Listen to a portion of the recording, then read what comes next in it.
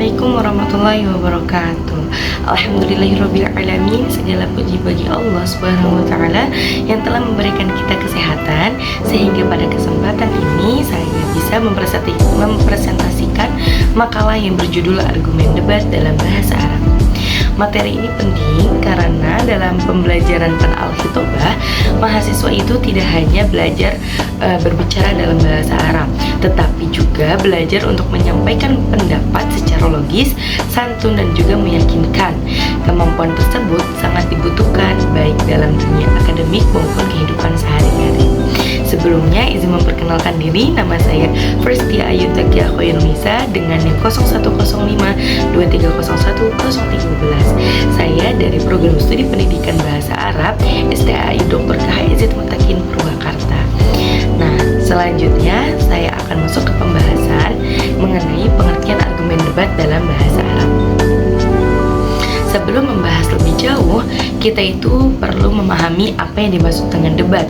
Menurut Kamus Besar Bahasa Indonesia atau KBBI, debat itu adalah pertukaran pendapat mengenai suatu persoalan yang disertai alasan untuk mempertahankan pendapat masing-masing. Sedangkan dalam bahasa Arab, debat itu disebut dengan al-munazarah. Kata al-munazarah itu berasal dari kata nazar yang berarti melihat atau meneliti. Dalam istilah keilmuan Islam, munazarah adalah proses berdiskusi untuk mencari kebenaran melalui pertukaran pendapat dalam secara ilmiah. Nah, sementara itu, argumen dalam bahasa Arab disebut dengan al-hujjah, yang berarti adanya alasan, bukti atau dalil yang digunakan untuk memperkuat suatu pendapat. Jadi dapat disimpulkan bahwa argumen debat bahasa Arab itu adalah kemampuan untuk menyampaikan pendapat menggunakan bahasa Arab yang didukung oleh alasan, fakta, data maupun dalil sehingga mampu meyakinkan para pendengar. Mengapa sih argumen itu penting? Karena dalam debat, seseorang itu tidak hanya dinilai dari siapa sih yang berbicara paling keras, tetapi siapa yang mampu untuk memberikan alasan yang paling logis. Sebagai mahasiswa pendidikan bahasa Arab, kemampuan ini tuh akan sangat bermanfaat ketika nanti menjadi guru, dosen, dai ataupun peneliti. Nah, kita masuk ke unsur-unsur argumen debat. Dalam debat bahasa Arab itu terdapat 5 unsur utama. Yang pertama itu harus adanya muqaddimah. Nah, dalam muqaddimah itu adalah pada bagian ini pembicara itu harus mengucapkan salam, kedua memberikan penghormatan, yang ketiga memperkenalkan topik atau menjelaskan topik apa yang akan dia bahas, yang akan dia diskusikan, yang keempat yaitu menjelaskan posisi tim. Kayak contohnya, Assalamualaikum warahmatullahi wabarakatuh, hadirat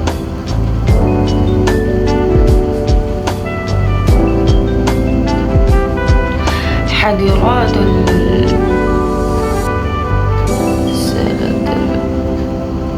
muhtamirin muhtarimin. Nah, jadi melalui pembukaan yang baik, audiens itu akan mengetahui arah pembahasan itu sejak awal mau kemana dibawanya. Selanjutnya, unsur yang kedua yaitu ada hujjah. Nah, hal ini merupakan inti dari debat itu sendiri. Hujjah itu adalah pendapat yang ingin kita pertahankan. Namun, perlu kita ingat, hujjah itu bukan sekedar opini pribadi ya, tapi argumen itu harus memiliki alasan yang masuk akal. Misalnya, kami itu berpendapat bahwa pelajaran daring misalnya efektif karena akan memberikan fleksibilitas waktu belajar. Nah, pada kalimat tersebut itu menunjukkan adanya hubungan antara pendapat dan juga alasannya.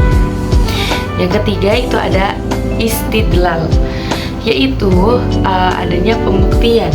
Jika hujjah adalah pendapat, maka istidlal adalah bukti untuk menguatkan si hujjah tersebut. Bukti itu dapat berupa adanya hasil penelitian, terus data statistik, pendapat ahli, ayat Al-Quran atau diambil dari hadis, ataupun contoh nyata. Tanpa bukti, argumen itu akan menjadi lemah Karena itu, dalam debat ilmiah selalu diperlukan data yang valid.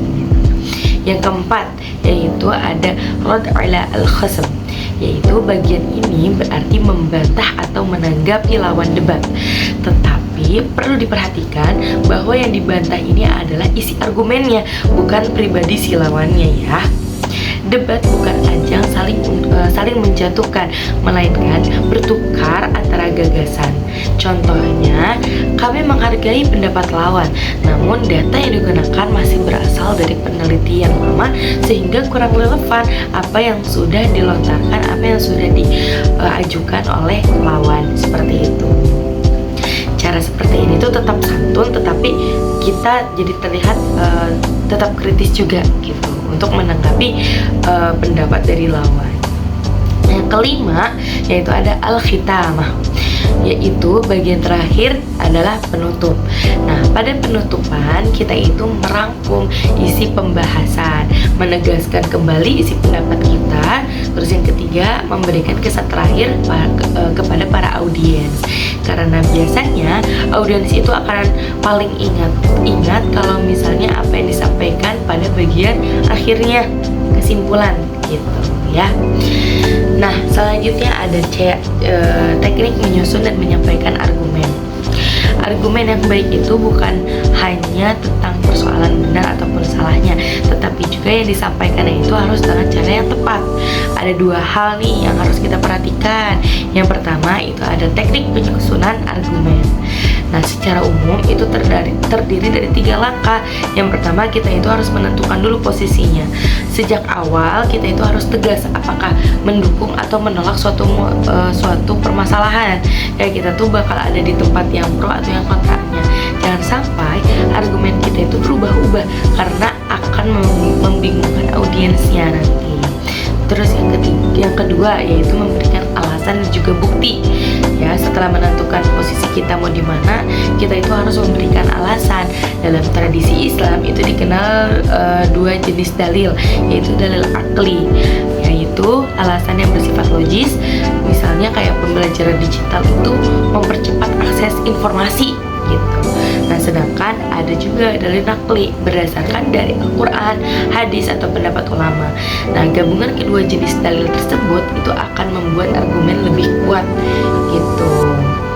Yang ketiga yaitu adalah penyimpulan atau kesimpulan. Nah, di akhir penyampaian kita itu menegaskan bahwa pendapat yang telah dibuktikan, pendapat yang udah kita buktikan dari hasil yang sudah kita ucapkan, yang sudah kita lontarkan.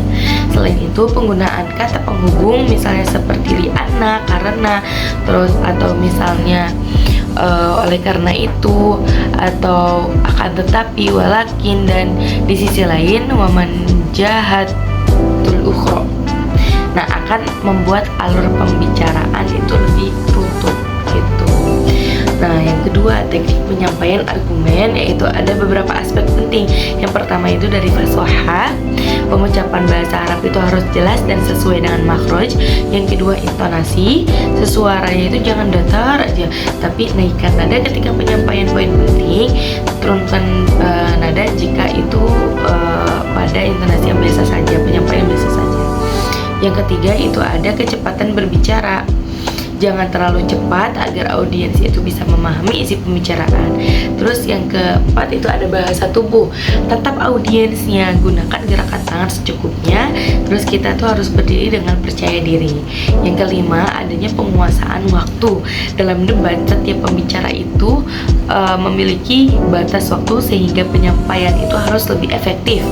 Yang keenam, yaitu teknik penyangga, yaitu dengarkan lawan terlebih dahulu. Oke, kemudian bantah menggunakan data dan logika. Hindari menyerang pribadi lewat debat karena etika debat jauh lebih penting daripada sekedar memenangkan perdebatan. Nah, manfaat dari menguasai argumen debat itu apa sih? Yang pertama, meningkatkan kemampuan berbicara bahasa Arab. Terus yang kedua, melatih berpikir kritis. Yang ketiga, meningkatkan rasa percaya diri. Yang keempat, mempelajari etika berdiskusi menurut Islam. karena Islam itu mengajarkan agar debat dilakukan dengan hikmah, santun, jujur, serta menghormati lawan bicara. Gitu. Yang kelima yaitu menjadi bekal di dunia kerja, karena kemampuan berargumentasi ini akan sangat berguna bagi calon guru, dosen, dai, penerjemah, diplomat ataupun yang lainnya, karena membutuhkan komunikasi publik. Selain itu juga melatih kemampuan menyimak, karena peserta harus memahami argumen lawan sebelum memberikan tanggapan. Sebagai penutup, dapat disimpulkan bahwa argumen itu merupakan inti dari debat bahasa Arab. Argumen yang baik harus disusun secara logis, didukung bukti yang kuat, dan disampaikan dengan bahasa Arab yang fasih, serta etika yang baik. Melalui pembelajaran Fan Al-Khitobah, mahasiswa itu tidak hanya belajar berbicara dalam bahasa Arab, tetapi juga belajar berpikir kritis, menghargai perbedaan pendapat. Nah, melalui pembelajaran Fan Al-Khitobah, mahasiswa itu tidak hanya belajar berbicara dalam bahasa Arab, tetapi juga belajar berpikir kritis, menghargai perbedaan pendapat, dan menyampaikan gagasan secara ilmiah. Semoga dalam memahami materi ini kita dapat meningkatkan kemampuan berbahasa Arab, sekaligus menjadi komunikator yang santun dan berintegritas. Syukran katsiran atas perhatiannya. Wassalamualaikum warahmatullahi wabarakatuh.